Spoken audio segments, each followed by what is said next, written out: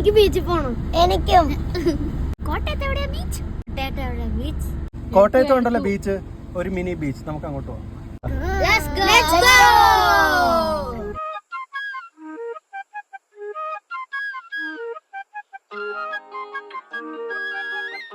Early morning ആണ് കാവാലിപ്പുഴയിൽ വരാൻ പറ്റിയ ബസ് ടൈം.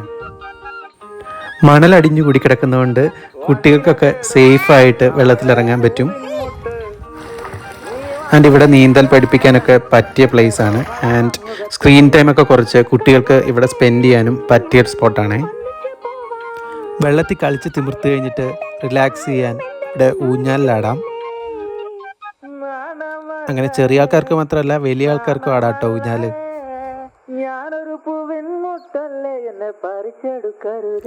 ഇനി നമുക്ക് വള്ളത്തിലൊന്ന് റൗണ്ട് കറങ്ങിയിട്ട് വരാം.